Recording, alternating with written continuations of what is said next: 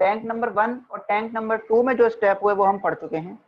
अब हम अपने इस इफ्लुएंट को, जिसके अंदर अब क्या रहेगा, देखो जो हमारे टैंक नंबर 2 में क्या हुआ, जो एरोबिक माइक्रोब्स थे वो धीरे धीरे मरना शुरू हो जाएंगे क्योंकि ऑर्गेनिक वेस्ट जो है वो खत्म हो रहा है। तो हमने क्या करा, इस सारे इफ्लुएंट को टैंक नंबर 3 में पास कर दिया।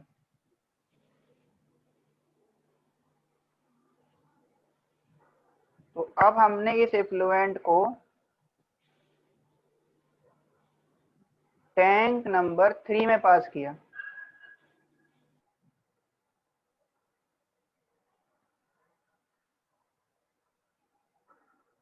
ठीक है,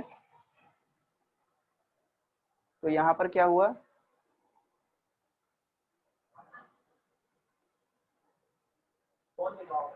जो इफ्लुएंट है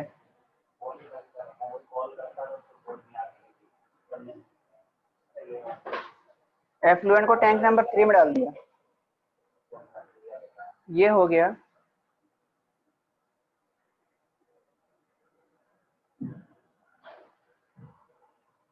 टैंक नंबर 3। टैंक नंबर 3 में हमने एफ्लुएंट डाल दिया है। एक सेकेंड आप लोग होल्ड करेंगे।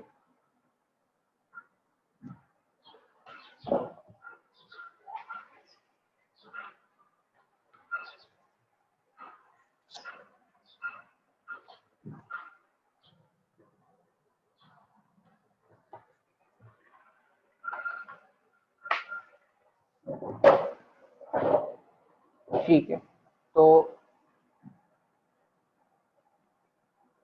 अब क्या किया, जब इस एफ्लुएंट को टैंक नंबर 3 में डाला तो यहां पर क्या होगा, यहाँ पर जो फ्लॉक्स है, फ्लॉक्स क्या थे, माइक्रोब्स थे जिसमें बैक्टीरिया थे और फंगल फिलामेंट थे। ये फ्लॉक्स मर गए हैं तो ये बॉटम पे सेटल होना शुरू हो जाएंगे। इस टैंक नंबर 3 को हम बोलते हैं सेटलिंग टैंक। Settling tank. तो जो फ्लॉक्स हैं, फ्लॉक्स अलाउ टू सेटल डाउन, ये क्या होंगे, सेटल डाउन हो जाएंगे।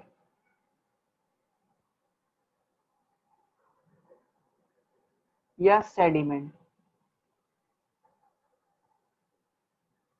और फ्लॉक्स के सेडिमेंट होने से जो बनेगा टू फॉर्म, इसको बोला जाएगा एक्टिवेटेड स्लज।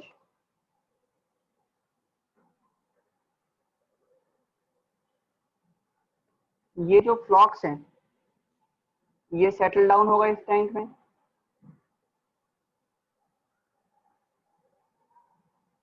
ये बन गया आपका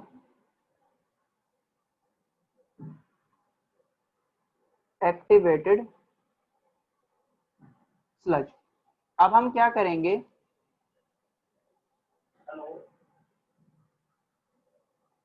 जो ये एक्टिवेटेड स्लज बना है इसमें से कुछ पार्ट को वापस हम ले जाएंगे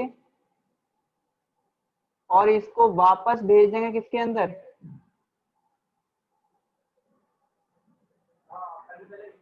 सम पार्ट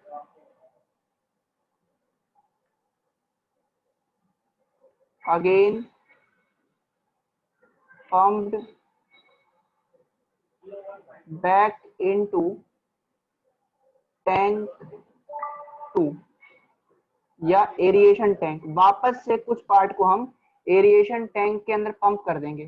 क्यों करेंगे, क्योंकि ये काम कैसे करेगा, एक्ट एज इनोकुलम, ये इनोकुलम की तरह काम करेगा। इनोकुलम, INOCULUM, ये इनोकुलम की तरह काम करेगा। ये जो एक्टिवेटेड स्लज है ना, ये स्टार्टर की तरह काम करेगा। इसको वापस हम टैंक नंबर 2 में भेजेंगे क्योंकि टैंक नंबर 2 में ये वाला वाटर तो प्योर हो गया, प्योर होके ये आगे चला गया, फिर उसमें और वाटर आएगा प्योर होने के लिए, तो उसके अंदर भी माइक्रोब्स ऐड करने होंगे। तो वो माइक्रोब्स हम यहाँ से उठाएंगे और वापस टैंक नंबर 2 में डाल देंगे। और जो बाकी का एफ्लुएंट है, जो बाकी इसमें एफ्लुएंट है सारा, इसको क्या करोगे आप, एफ्लुएंट और ये एक्टिवेटेड स्लज जो हो गया, इस बाकी को हम लोग आगे पास कर देंगे।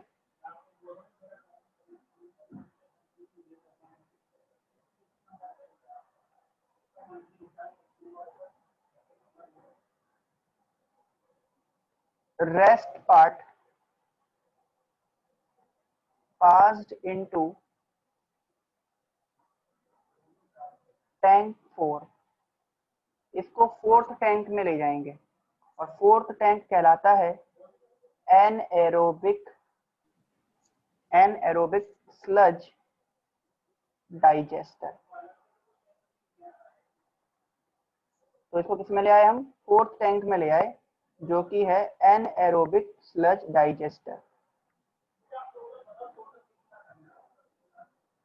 ये है tank number 4, anaerobic sludge digester. ठीक है, और इस एनएरोबिक स्लज डाइजेस्टर में हम क्या करेंगे, इसके अंदर हमारे पास क्या आ गया, ये आ गया जो हमारा एक्टिवेटेड स्लज है।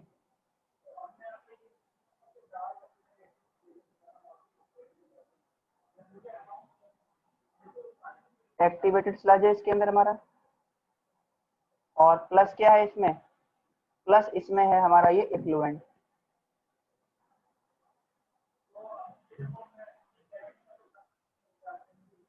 प्लस एफ्लुएंट है। तो इसमें हम क्या करेंगे, अब हम इसमें ऐड करेंगे, ऐड एनएरोबिक हेटेरोट्रोपिक बैक्टीरिया या माइक्रोब इसमें ऐड कर दिए। ये क्या करेंगे, ये जो बैक्टीरिया हैं, ये होगा जैसे बैक्टीरिया, ये बैक्टीरिया क्या करेंगे, इन एक्टिवेटेड स्लज को ये डाइजेस्ट कर जाएंगे। तो दे डाइजेस्ट या कंज्यूम एक्टिवेटेड स्लज, ये इन एक्टिवेटेड स्लज को खत्म कर देंगे। और जब ये इसको डाइजेस्ट करेंगे तो इसके डाइजेशन से क्या होगा,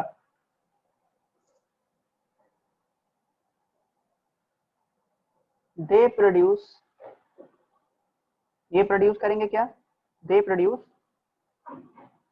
मिक्सचर ऑफ गैसेस। इसमें ना कुछ गैसेस प्रोड्यूस होंगी, और वो कौन कौन सी होंगी, मीथेन होगी, सल्फर डाइऑक्साइड सॉरी H2S होगी, और CO2 होगी। और इन गैसेस को हम यहाँ से रिमूव कर लेंगे और इसको यूज करेंगे एज ए बायोगैस के रूप में।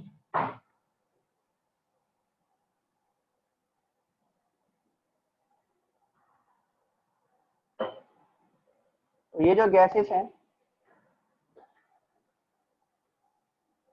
इनको क्या करेंगे, यहाँ से इनको हम यूज करेंगे, यूज्ड एज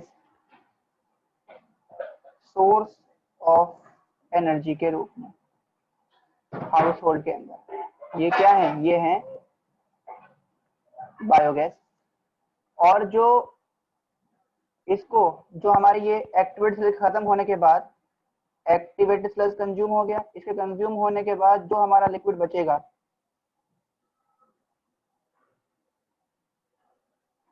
ये जो हमारा क्लियर लिक्विड बचा है, इसको क्या कर देंगे हम, रिलीज इनटू वाटर बॉडी, इसे वाटर बॉडी के अंदर छोड़ देंगे। ठीक है, रिवर्स वगैरह के अंदर इसको हम रिलीज कर देंगे।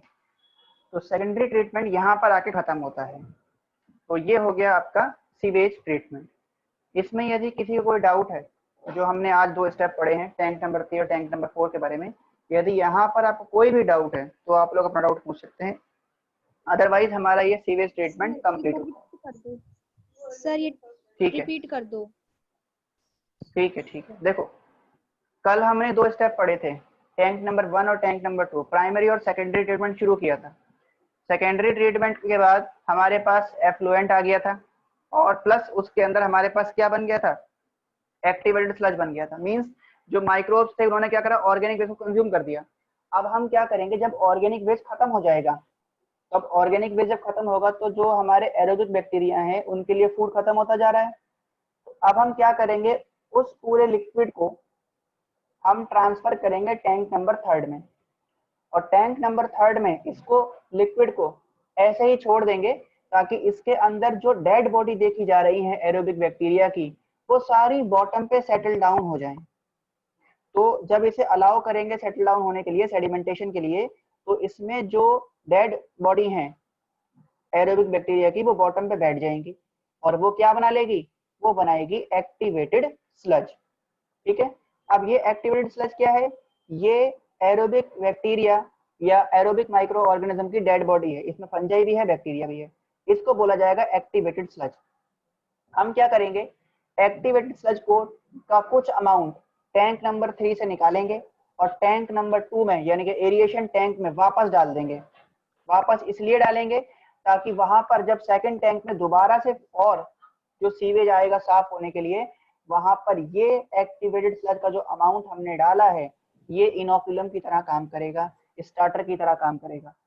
ठीक है, बाकी जो इसके अंदर बचेगा टैंक नंबर 3 में जो लिक्विड बचेगा और जो एक्टिवेटेड स्लज बचेगा, इसको हम फिर पास करेंगे टैंक नंबर 4 में ले जाएंगे। जो टैंक नंबर 4 है ये है एनारोबिक स्लज डाइजेस्टर। यहाँ पर क्या होगा, हमने एक्टिवेटेड स्लज और इफ्लुएंट को टैंक नंबर 4 में ले गए। अब इसके अंदर हम एनारोबिक बैक्टीरिया, जो हेट्रोट्रॉफिक बैक्टीरिया है, जो दूसरे ऑर्गेनिज्म को कंज्यूम करके फूड लेंगे, ऐसे बैक्टीरिया इसमें ऐड करें। ये एनएरोबिक हेट्रोट्रॉफिक बैक्टीरिया क्या करेंगे, इस एक्टिवेटेड स्लज को खत्म करना शुरू करेंगे, इसको खाना शुरू करेंगे, इसको खाते जाएंगे और खत्म करते जाएंगे। तो क्या होगा, इस इफ्लुएंट के अंदर जितना भी एक्टिवेटेड स्लज था वो सारा का सारा ये कंज्यूम कर देंगे एनारोबिक बैक्टीरिया, और क्या बनाएंगे, और ये कुछ गैसेस बनाएंगे, एक मिक्सचर ऑफ गैस प्रोड्यूस करेंगे जिसमें मीथेन होगा, हाइड्रोजन सल्फाइड होगा, CO2 होगा। इस पूरे मिक्सचर को बोलेंगे हम लोग बायोगैस, और इसको हम यहाँ से अलग कर लेंगे और एज ए एनर्जी के सोर्स के रूप में इस बायोगैस को यूज करेंगे। अब इसमें से एक्टिवेटेड स्लग सारा खत्म हो गया, अब जो लिक्विड बचा वो हमारे पास कैसा हो गया, क्लीन वाटर आ गया, बिल्कुल प्योर वाटर, साफ हो गया ये। अब हम क्या करेंगे, इस प्योर वाटर को नेचुरल वाटर बॉडी के अंदर छोड़ देंगे। तो ये हमारा हो गया सेकेंडरी ट्रीटमेंट कंप्लीट, और इसके खत्म होते ही हमारा सीवेज ट्रीटमेंट पूरी तरह से एंड हो जाता है। क्लियर है?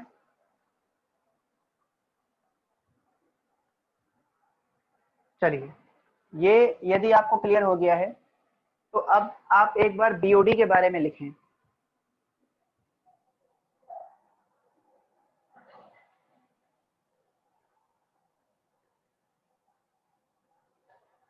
हेडिंग दें आप BOD।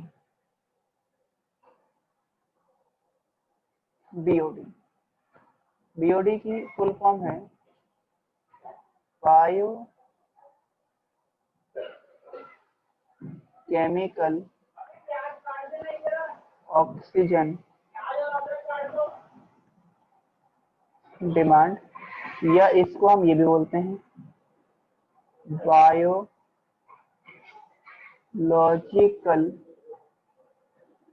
Oxygen demand, biochemical oxygen demand या बायोलॉजिकल ऑक्सीजन डिमांड। इसका मतलब क्या होता है, तो बीओडी क्या है, लिखो इसके बारे में। BOD is the amount of dissolved oxygen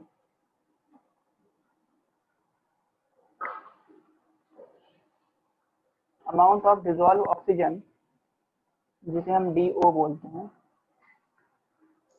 required by the microbes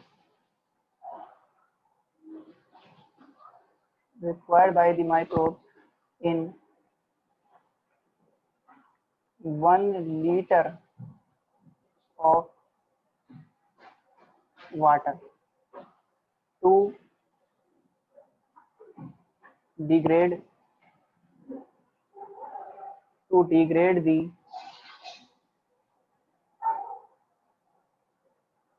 organic waste present in it। इसके अंदर जो भी ऑर्गेनिक वेस्ट प्रेजेंट है उस ऑर्गेनिक वेस्ट को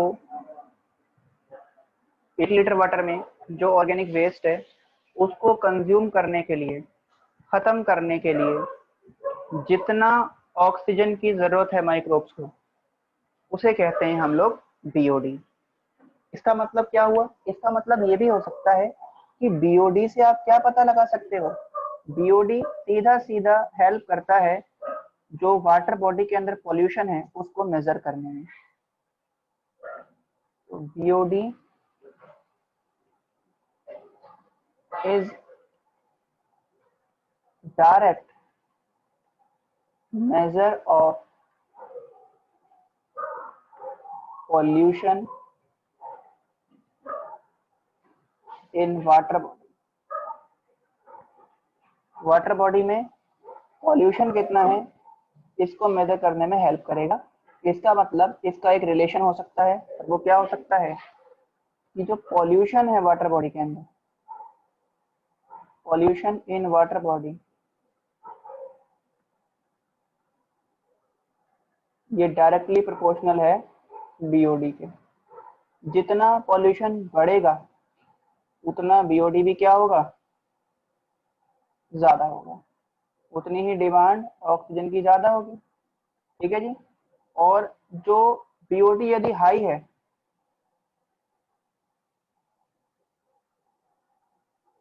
बीओडी यदि क्या है, BOD is high,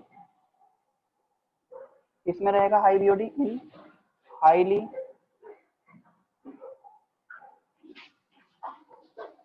polluted water. Highly polluted water में या फिर लेक में बीओडी बहुत ज्यादा होगा, और ऐसी हाईली पॉल्यूटेड लेक को हम लोग बोलते हैं यूट्रॉफिक लेक। ठीक है, यूट्रॉफिक लेक। यूट्रॉफिक का मतलब जिसके अंदर पॉल्यूशन बहुत ज्यादा है, जिसके अंदर ऑर्गेनिक वेस्ट बहुत ज्यादा है, ऐसी लेक कहलाएगी यूट्रॉफिक लेक। अब देखो, जो ह्यूमन पॉपुलेशन जो है वो बहुत ज्यादा होती जा रही है, अर्बनाइजेशन बहुत ज्यादा है, शहरीकरण ज्यादा हो रहा है लोगों का, तो इस वजह से जो सीवेज है वो भी बहुत ज्यादा प्रोड्यूस होगा। तो ज्यादा सीवेज यदि प्रोड्यूस हो रहा है तो इतने सीवेज ट्रीटमेंट प्लांट लगाना बहुत मुश्किल है। तो इस चीज को ध्यान में रखते हुए इंडियन गवर्नमेंट ने क्या करा, गवर्नमेंट ने कुछ स्टेप, कुछ एक्शन या कुछ प्लान चलाए, जिसमें 2 प्लान थे। एक था गंगा एक्शन प्लान और एक है यमुना एक्शन प्लान। भाई देखो, सीवेज बहुत ज्यादा अमाउंट में प्रोड्यूस हो रहा है, तो बहुत ज्यादा अमाउंट में यदि सीवेज प्रोड्यूस होगा तो उसको ट्रीट करने के लिए हमें जगह जगह सीवेज ट्रीटमेंट प्लांट लगाने होंगे, जो कि पॉसिबल नहीं है। तो क्या करा जाता है फिर, इस सारे सीवेज को सीधा सीधा नेचुरल वाटर बॉडी के अंदर छोड़ देते हैं, गंगा और यमुना के अंदर। अब जब सीधा सीधा नेचुरल वाटर बॉडी के अंदर इन्हें छोड़ेंगे तो गंगा यमुना का पानी बहुत खराब हो जाएगा। तो उसको ट्रीट करने के लिए हम ये सीवेज ट्रीटमेंट का जो तरीका है वो नेचुरल वाटर बॉडी के अंदर ही करेंगे। ठीक है, और इसके लिए गवर्नमेंट ऑफ इंडिया ने 2 प्लान शुरू किए। एक शुरू किया गंगा एक्शन प्लान, दूसरा शुरू किया यमुना एक्शन प्लान। तो नेक्स्ट हमारे पास आता है river action plan. River action plan. तो रिवर एक्शन प्लान क्यों आया? तो देखो, due to urbanisation,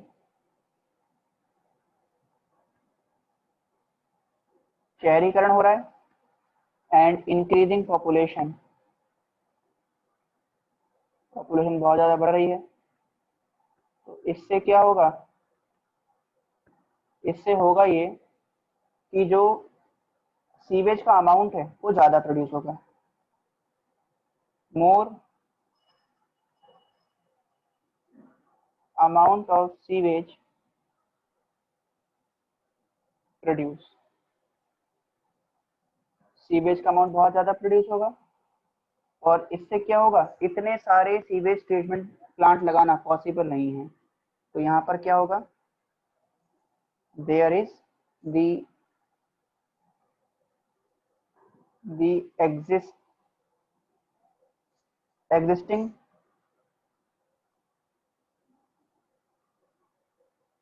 sewage treatment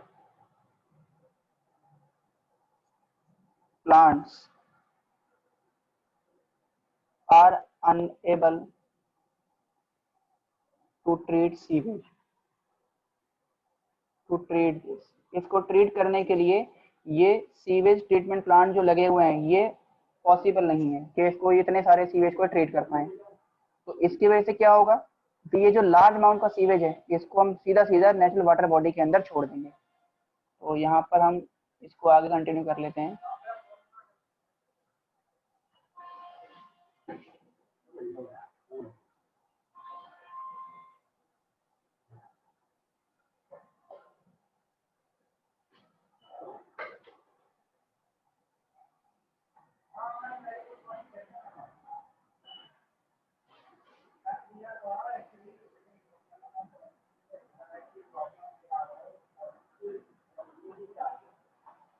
तो अब क्या करेंगे,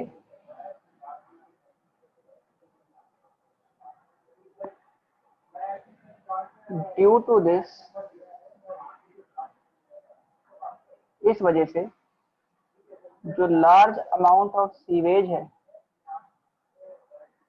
लार्ज अमाउंट ऑफ सीवेज, इसको क्या करेंगे, is release directly into water body. आप देखो सीधा सीधा आप सीवेज क्या कर रहे हो, वाटर बॉडी में छोड़ रहे हो, तो उससे हमारी वाटर बॉडी क्या हो जाएंगी, पॉल्यूटेड हो जाएंगी। तो इट कॉजेज, या it causing pollution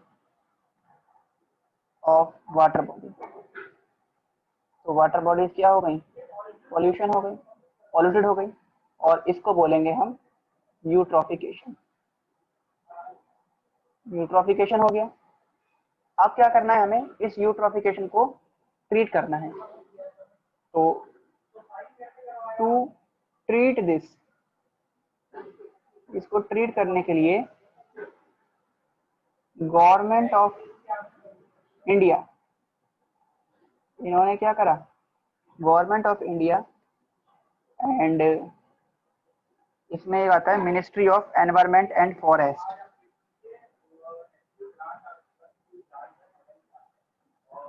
ministry of environment and forest start, इन्होंने क्या स्टार्ट किया, इन्होंने स्टार्ट किया गंगा एक्शन प्लान और यमुना एक्शन प्लान।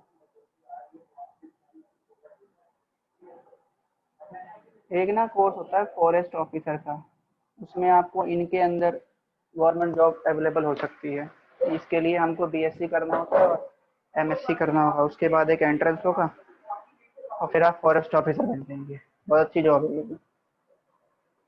तो ये हो गया आपका गंगा एक्शन प्लान और यमुना एक्शन प्लान, ठीक है जी।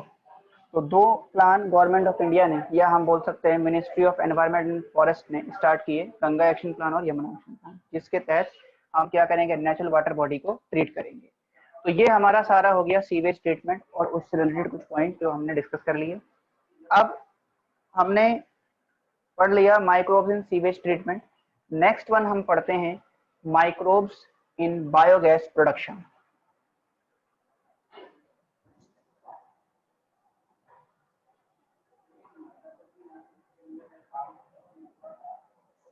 तो फोर्थ वन हमारे पास आता है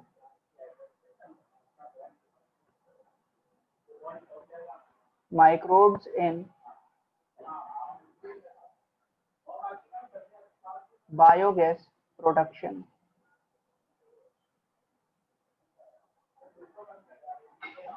बायोगैस प्रोडक्शन के लिए माइक्रोब का क्या रोल है? तो सबसे पहले हम समझ लेते हैं कि बायोगैस होती क्या है।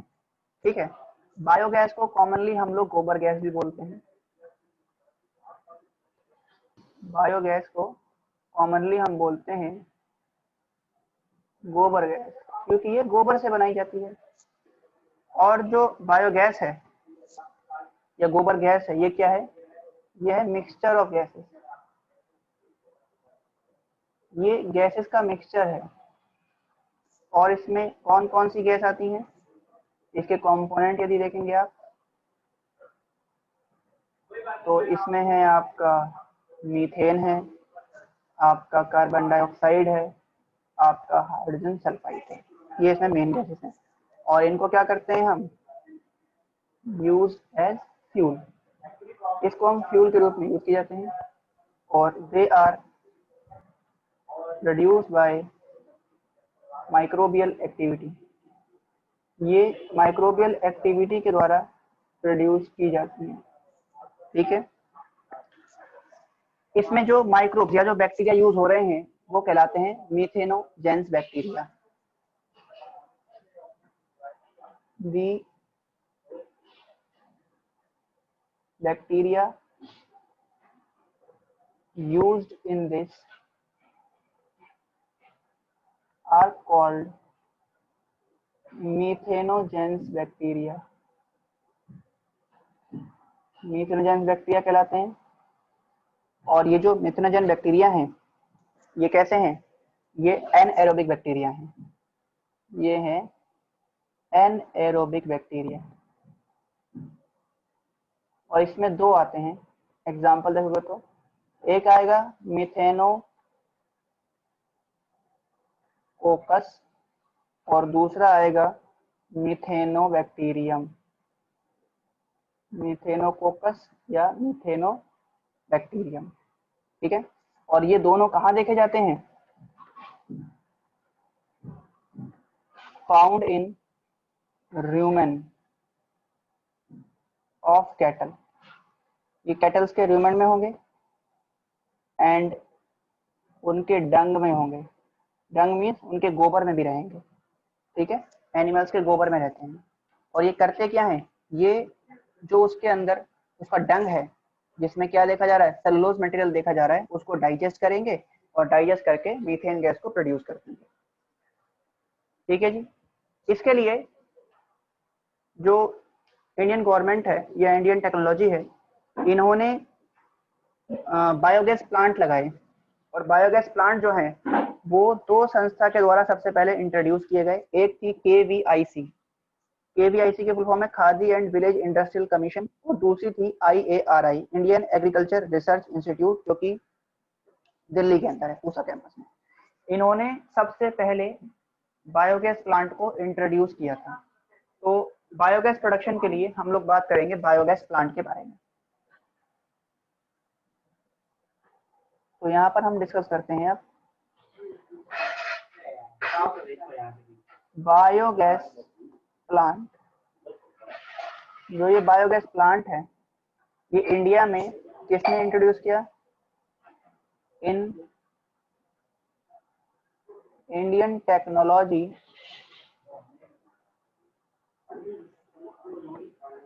Of biogas plant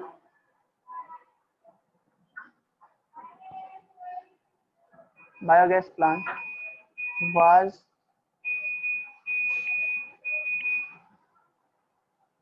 introduced by, ये इंट्रोड्यूस किया गया किसके द्वारा? नंबर 1 है KVIC। KVIC मतलब khadi and village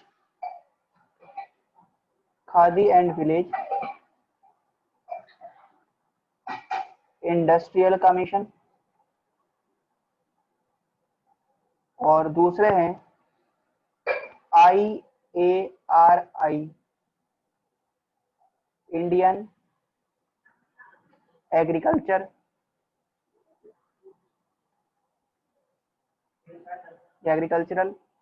research institute, RESEARCH, research institute. ये कहाँ पर है, इसकी लोकेशन पता ही है, चैप्टर नंबर 9 में आप पढ़ चुके हो। ठीक है, इन्होंने बायोगैस प्लांट को सबसे पहले इंडिया में इंट्रोड्यूस किया था। अब जरा बायोगैस प्लांट के कॉम्पोजिशन को समझ लेते हैं कि बायोगैस प्लांट का कॉम्पोजिशन क्या कहता है, किस तरह से बायोगैस प्लांट बना होता है, उसके अंदर क्या क्या चीजें होती हैं। ये सारे पॉइंट में नोट कर लिए होंगे। अब हम उसका कंस्ट्रक्शन देख लेते हैं जरा बायोगैस प्लांट का। देखिए, बायोगैस प्लांट में एक तो कंक्रीट का टैंक रहेगा,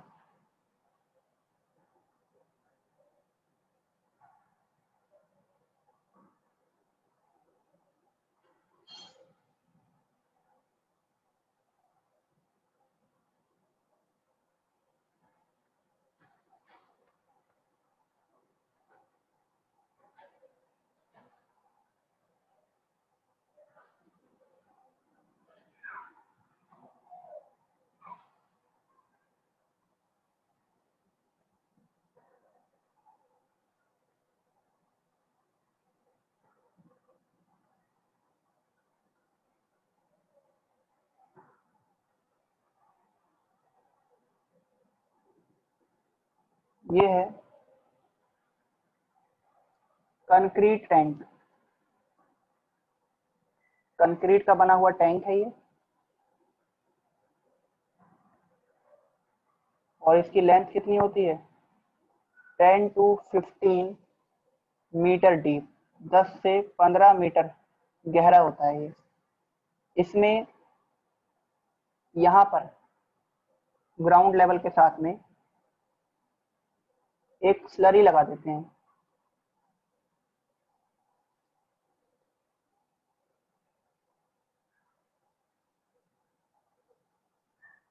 और ये इसका कनेक्ट रहेगा। इसमें हम क्या करेंगे, इसमें ना हम लोग ऐड करेंगे डंग, ऑर्गेनिक वेस्ट और प्लस वाटर डालेंगे। तो यहाँ पर क्या होगा, ये सारा ऑर्गेनिक वेट और ऑर्गेनिक वेस्ट और वाटर मिलकर क्या बना लेगा, ये स्लरी बनाएगा, लेप सा बन जाएगा ये।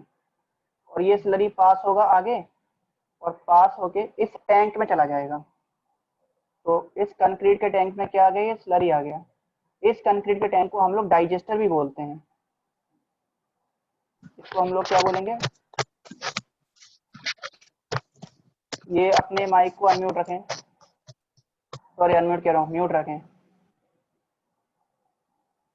तो इसको इसके अंदर रहेगा ये डाइजेस्टर, इसके अंदर डाइजेस्टर रहेगा, प्लस इसके अंदर क्या रहेंगे, मिथनोजन बैक्टीरिया भी रहेंगे। तो इसके अंदर माइक्रोब्स भी होंगे, और माइक्रोब्स क्या करेंगे, अपनी एक्टिविटी परफॉर्म करेंगे, और इसके अंदर जितना भी ये डाइजेस्टर प्रेजेंट है, जो स्लरी प्रेजेंट है, उस सबको ये डाइजेस्ट करता जाएगा और गैस प्रोड्यूस करेगा। अब इसके ऊपर एक होल्डर लगा होता है यहाँ पे,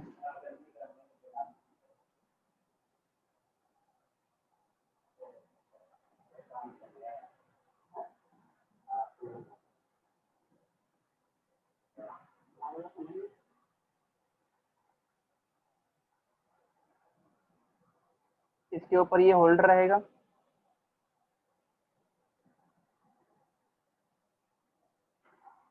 और इस होल्डर में एक रहेगा आउटलेट। ये हो गया आउटलेट। यहाँ पर जो गैस प्रोड्यूस हो रही है वो गैस इसमें चली जाएगी, इसके अंदर आ गई बायोगैस। कॉम्पोजिशन बायोगैस का आप पढ़ चुके हैं, ठीक है। बायोगैस यहाँ आ गई, यहाँ से बायोगैस इस होल्डर में जाएगी, और ये जो होल्डर है इसकी एक पाइप सप्लाई होगी, ये है सप्लाई, सप्लाई टू हाउसेस। घरों के अंदर ये गैस जो है वो सप्लाई हो जाएगी, एज ए फ्यूल के रूप में यूज होगी। और ये जो स्ट्रक्चर है, जो ये होल्डर देखा जा रहा है, इसको बोलेंगे हम फ्लोटिंग गैस होल्डर। जैसे ही गैस प्रोड्यूस होगी तो ये क्या होगा, ये ऊपर की तरफ उठ जाएगा, राइज अप, ऊपर की तरफ उठेगा ये। और इसके अंदर जो मटेरियल है, जो स्लज बच गया, जो क्या हो पाया, जो कि डाइजेस्ट नहीं हो पाएगा, वो सारा स्लज यहाँ से कलेक्ट कर लिया जाएगा, ये कलेक्ट होगा और कलेक्ट होने के बाद क्या करेंगे, ये सारा जो इसके अंदर है ये सब कहलाएगा स्लज। ये सारा स्लज यहाँ से कलेक्ट होगा और इस सारे स्लज को फिर यहाँ से क्या कर लिया जाएगा, रिमूव कर दिया जाएगा। इसको रिमूव करेंगे एंड यूज्ड एज फर्टिलाइजर, और इस स्लज को फर्टिलाइजर्स की तरह यूज करेंगे ऑन फार्मर्स फील्ड में। ठीक है, तो ये हो गया आपका बायोगैस प्लांट। बायोगैस प्लांट समझ में आ गया किस तरह से ये वर्क करता है, ये भी हमने साथ साथ पढ़ लिया। हमने क्या करा, एक साइड में जो पिट बनाया है उस गड्ढे में क्या करेंगे, हम लोग एक कंक्रीट का टैंक लगाएंगे जिसकी लेंथ होगी 10 से 15 मीटर की। उसके ऊपर हम एक कवर लगा देंगे, उस कवर को बोलेंगे फ्लोटिंग गैस होल्डर, और इसमें डंग और वाटर को स्लरी बना के ऐड करते जाएंगे, एक जगह से कंटिन्यूस के अंदर आता जाएगा। इसके अंदर माइक्रोब ऑलरेडी प्रेजेंट ही है, वो माइक्रोब इस सारे डाइजेस्ट को डाइजेस्ट करके बायोगैस प्रोड्यूस करेंगे। बायोगैस जैसे ही बनेगी तो ये फ्लोटिंग गैस होल्डर ऊपर की तरफ उठेगा, इसके अंदर गैस कलेक्ट होगी और ये गैस एक आउटलेट के थ्रू बाहर निकल जाएगी पाइप के अंदर, और उस पाइप के थ्रू ये घरों के अंदर सप्लाई हो जाएगी जहां पर हम इसको यूज करेंगे। और जो अनडाइजेस्टेड पार्ट हुआ है इसका, जो स्लज बचा, उस स्लज को हम निकालेंगे और उसको एज ए फर्टिलाइजर के रूप में फील्ड के ऊपर डाल देंगे। तो ये हो गया आपका बायोगैस प्लांट। तो हमने बायोगैस प्लांट भी पूरा पढ़ लिया। ठीक है जी, तो बायोगैस प्लांट हो गया है। इसके अंदर कुछ पॉइंट्स आप लोग नोट कर लें, लिखिए बायोगैस प्लांट के बारे में कुछ पॉइंट लिख लीजिए।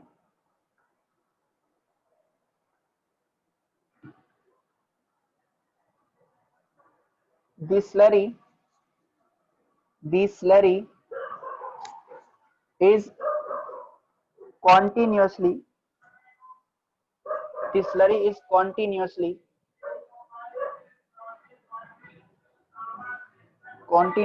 fed in the tank, FED, continuously fed in the tank. Sir ये लाइन रिपीट करना। The slurry is continuously fed in the tank, FED, fed in the tank. Next point लिखिए, इन concrete tank due to microbial activity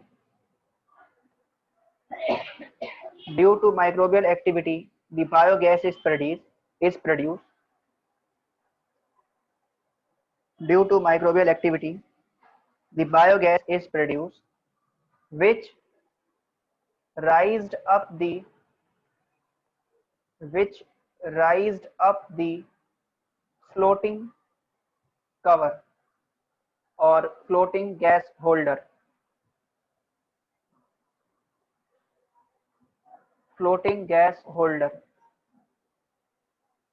next point लिखिए,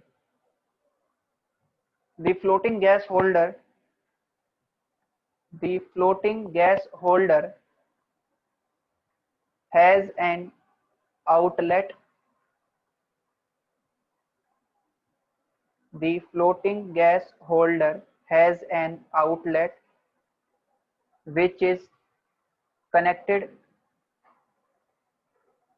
with a pipe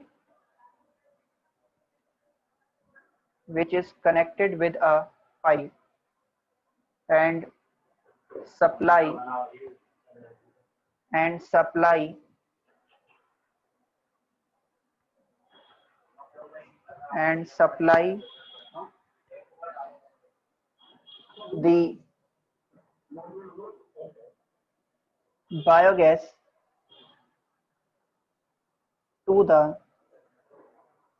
the biogas to the nearby houses.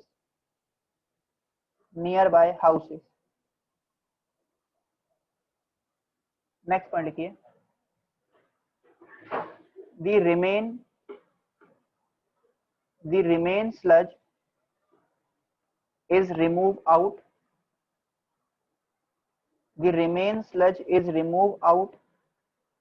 through the outlet the remain sludge is removed out through the outlet and it is used as fertilizer